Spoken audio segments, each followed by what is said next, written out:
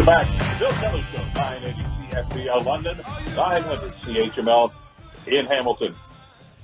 Well, a lot of speculation about what's going to be happening in the municipal elections, of course, which are going to be in the third week of October, and a lot of speculation about who's going to be running for mayor in the city of Hamilton. And I don't know if that got any clearer or maybe even a little murkier with the announcement just a couple of hours ago that Hamilton Mayor Fred Eisenberger, as you heard on our program here, has decided not to run for re-election. So what does that do in the race, and what are the implications of that?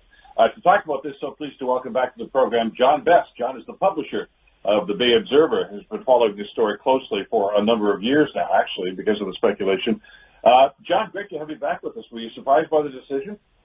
I was surprised to be back with you with all the problems you've been having today, Bill. I really felt for you all morning. No, there was no surprise, really. It seemed this notion that Fred might not run against it, to my mind, has been floating around for 3 or 4 months. Not a definite rumor, but, as you say, speculation. So, no, it did not come as much of a surprise. It certainly, I think, changes the dynamic of the race, but and I thought Fred, to be fair, I thought he had a really classy release that he put out today announcing his decision. He certainly picked a better city to make his decision than Pierre Trudeau did, talking about going through snowbanks in Ottawa in February versus one of the most beautiful cities in Europe. So good for him. Well, and that's, as he mentioned, that's home for him. That's where he was born. He spent the first couple of years of his life anyway. And I get that. I mean, politicians that are around in public life for a long time, they tend to get a little bit retrospective as they go along in their careers. And some just choose to go on no matter what, full steam ahead, put your head down and keep going. But at some point, you got to wonder when enough is enough. So I get where his head was at this. But, he's, as he mentioned, he's healthy and there's a challenge there. And you're always going to wonder, well, what if in a situation like that, had he run again? But I'm not going to even go down that road. I'll let Fred himself talk about that, because he says he's not finished necessarily with business and contributing to public life. So I'm not quite sure where that's going to take him. But if you heard my discussion with him earlier this morning, a couple hours ago, I guess now, I asked him, are you going to endorse anybody? He says he hasn't ruled it out. And he then said some very complimentary things about Andrea Horwath and not any of the other candidates. So what do you draw from that? I think he's going to support Andrea Horwath if she decides to run. He made that very clear. I don't think there's any question about it. So we'll have to see what she's deciding. I've seen a little bit of social media activity urging her to run. It's a big decision coming off a bruising election. And she, as we all know, she stepped down as leader. And the one thing to be considered, quite frankly, is personal. When you're a member of the legislature or parliament, you have to resign your seat in order to run for municipal office. It's not like the reverse, where councillors can run for higher office, and if they're not successful, they continue in office. So, that's got to be part of the calculus, I would think. Yeah, but how would you feel, because I've tried to get this determination from others, once you give up the big job, the leader of the party, and go to sit as a backbencher, essentially, it's a different world back there. I know Paul Martin had to do it for a little while after he was defeated embarrassingly by the Harper government back in early 2006. Harper himself had to do it when Trudeau beat him in 2015. And I'm not suggesting Andrea Horwath would be like that, but they tend not to show up for work very often, and they certainly don't speak in the House of Commons about anything. And eventually they just kind of drift away and go back to their private lives, such as they were.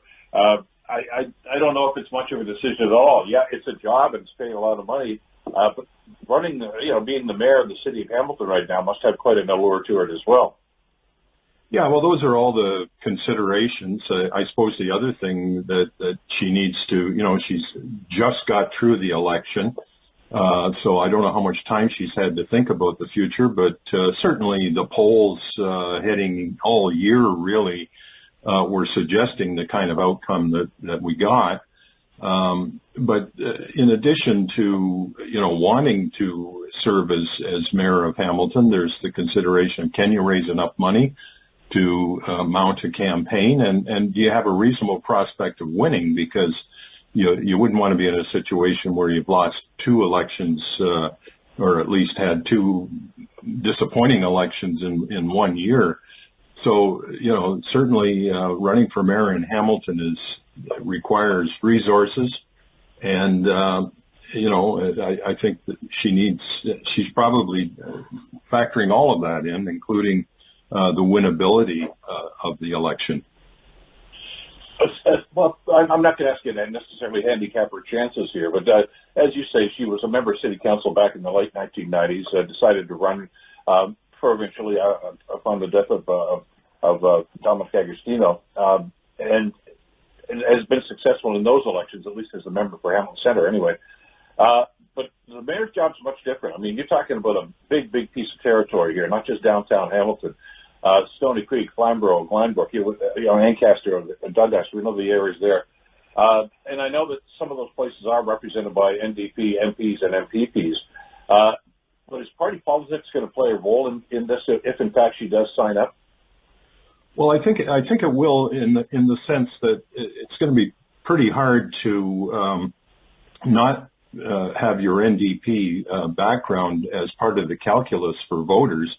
And you're right, it is a far-flung city with suburbs and mountain wards that might not have the same sort of political activist stripe as the 3 or 4 downtown wards. So that could be a challenge.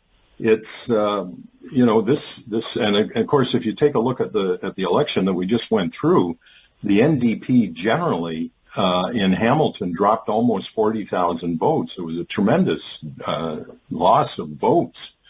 Even in her riding, she got 7,000 less than she did in the last election with low turnout.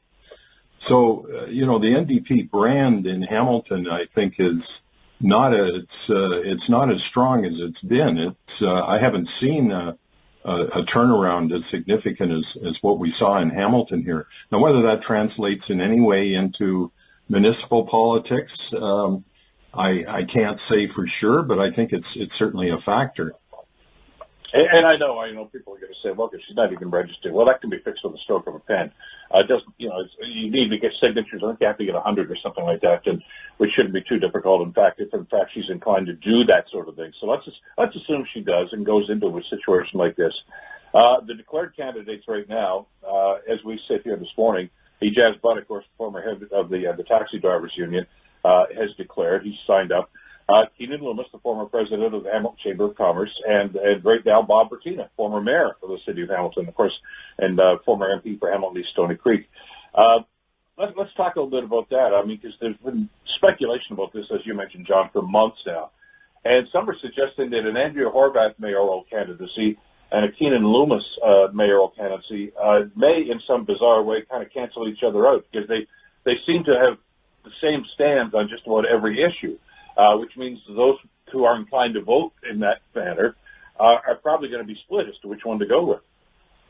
I think that's a reasonable conclusion. I think there are going to be some splitting of votes. It depends on how strong how strong either of the two candidates are, whether that makes a big difference. But yeah, absolutely. They both are, I think, from the progressive side of the political spectrum.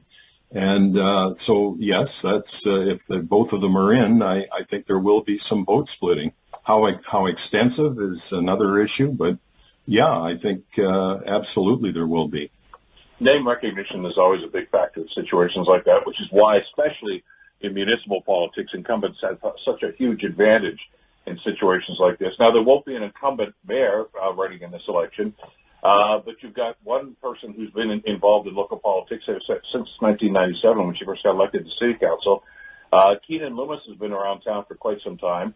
Not so sure that with his position as Chamber of Commerce president and CEO, that he may have the same level of name recognition. Is that going to be a factor? Well, it is going to be I think it'll be something of a factor. Certainly, obviously, Bob Bratina has been a household name in Hamilton for 40 years, and Andrea's been around for over 20 years. So absolutely, we know that in municipal elections, name recognition is an issue. Incumbency is an issue.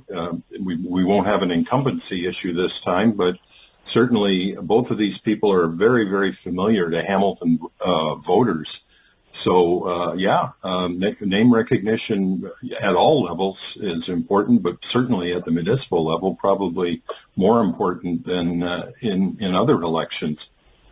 Let's talk about Bob Bratina, who officially registered, of course, just a few days ago. We had him on the program when he made the announcement. We kind of figured after he was resigning from his MP's job that he might be considering something like this. He took a long time to think about it, as you know, because you've been writing about it and I've been talking about it. He's finally in the race. I know some people are simply writing him off, and you've seen some of the social media comments over the last couple of days since he made it official, John. Basically, it would not be much of a stretch for me to suggest that this ageism is coming into play here. A lot of people are simply dismissing him and saying, well, he's just too old for the job. And you've seen those comments as well. Now, on the other hand, as we've seen, some people have come to his defense about that and suggested that's not how you should vote anyway, who may or may not be Bratina supporters in situations like that. But does that resonate with people when you start saying, well, he's been there far too long, he's had his time, it's time to move on? Well, I think he's getting, when I've talked to him, he's out, you know what he's like. He's out and about all the time. He was in Ancaster yesterday at a train show and people were coming up to him. He gets a very good response when he's moving around town, which he does on an almost daily basis. I wouldn't be surprised if he's out somewhere today even. So it doesn't seem to be resonating, at least with the people that are, and these are people that are coming up to him. It's not like he's going around knocking on doors, although he did a fair bit of that in the last year. In the federal election, he supported a Liberal candidate and did quite a bit of door knocking, and not, you know what it's like when you knock on a door, you don't know what you're going to hear. And a lot of people wanted to talk about local politics, and I think he got something similar to that earlier this spring, just last month, when he was campaigning for Jason Farr. And again, they were hearing about local politics. They were hearing about Justin Trudeau. So he's getting a good response wherever he is, and that's not a scientific poll, but it would suggest that the pundits are more concerned about it than perhaps the voters. Interestingly enough, because you talk about electability and winnability in situations like that, and you look at the three main contenders, and I'm assuming Andrea Horwath's going to make it official in the next day or two, and I'm also assuming Fred Eisenberger will probably be at her side when she does that. I just got that sense from our conversation this morning. Andrea Horwath had won municipally, of course, to get reelected, has won provincially every time that she's run. Bob Bratina has never lost an election either, since he threw his hat into the ring some years ago to get into municipal politics and eventually become the mayor, and then, of course, at federal. He's been written off a lot. Come on, his time has come and gone. But he wins, and he wins significantly. Keaton Loomis, of course, to my knowledge anyway, this is the first election he's ever been in, certainly in this area anyway, municipally. Is that going to be important, that winnability, that knowing how to win and play the game? Well, sure it is. And as you say, Bob Bratina has been successful every time he offered himself for public office. So, and he's gained, I think, quite a bit of experience. That 5 years in Ottawa, I think was a bit of an eye-opener in terms of what it's really like in Parliament, the committee work that they do that doesn't get any coverage at all, really. He told me that he forged very positive relationships with some of the opposition members. Some real friendships sort of emerged from there. So, yeah, he's he hasn't been sitting around. He's 5 years in Ottawa, I think, gives you quite a different perspective. And in some ways, being a backbencher as opposed to being a minister where you're so just totally focused on messaging and essentially being a PR person for the government, I think from the backbench, you do get kind of a different perspective. You really get to see how government works. And I think he came away from that experience with some positive ideas about what he might be able to accomplish in Hamilton again. Those that are handicapping this race and looking at some of the issues keep coming back to two or three things. And, of course, scandal at City Hall. That seems to be the theme of a lot of these. The sewage gate thing, that dumps so much money, mud, polluted water, of course, into the marsh area down around Dundas. The Red Hill inquiry, which is ongoing right now. And the suggestion is, well, those guys are going to pay. Well, none of the incumbents so far running for mayor had little or probably no involvement in any of those issues. Do those issues just go away for the electorate now? Well, they certainly lose their sting. I mean, this whole anti-incumbency thing kind of, the air kind of comes out of that balloon a little bit. You've got, yes, experienced politicians running, but they weren't here for any of that. And so if the idea was to build a negative campaign against incumbency, I don't really know where that goes. I've been following the Red Hill inquiry, and to be honest, I can't see the fingers of council on that piece at all. If anything, it looks like a staff attempt to keep council from knowing things. There seems to be very little, other than the odd councillor sending an email to staff asking about the accident rate on the highway. You just see nothing. And they've got thousands of pages of some very frank emails going back and forth. So the Red Hill is really, it's going to be tough to pin that on council. Sewergate, again, for some reason, yes, the council voted to not reveal it to the public as early as they could have. All 16 councillors, I like to remind those who somehow think there's only 13 councillors when it comes to that issue.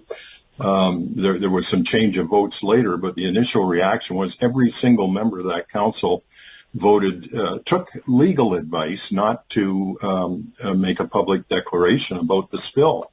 And eventually it leaked out anyway, if you pardon the expression. But those are the two big ones. And I'm quite capable of being critical of council, but I don't see much there when you really get down to the substance of it. There are other areas where, where you can be very critical of members of council, but I think the air has kind of gone out of that balloon with Fred's announcement today. I got literally about a minute left, but I got to ask you, because when I was talking to some people about this, even before this rumor started, about the mayor resigning, or not resigning, but not running again, of course, sending it over, that some business people are saying, look, I'll pox on all their houses. They don't really get what needs to be done in the city. And I got the sense they were kind of waiting for a yet unnamed candidate to emerge out of this. I've heard nothing about that until I heard these. And this was conversation with this individual, and then a day later with this individual. So there seems to be some interaction in that community right now. Do you see anybody else on the horizon that may just pop their head and say, yeah, I'm going to run too? I don't have anybody in mind, but certainly when the incumbent steps aside, our experience in Hamilton has been that it increases the number of people that jump into the race. So I'd be very surprised, frankly, if it stayed the way it is now. Not only the Andrea speculation, but there could be others as well. I think you're seeing it. You saw it in the provincial election. You're hearing it in the rumblings in Ottawa. I think there's a strong desire for kind of let's get back to running governments and serving the people and providing services I think there's kind of a pushback against some of the more ideological aspects of governing, and I think if somebody can capture that message and run with it credibly, they'll have a good they'll have a good message to give to the public, and may very well be successful. It'll be an interesting summer now. John, as always, thanks so much for this. Really appreciate the time today. My pleasure, Bill. Take care. John Best, publisher of the Bay Observer. Back after this break, The Bill Kelly Show, CFPL London, CHML Hamilton.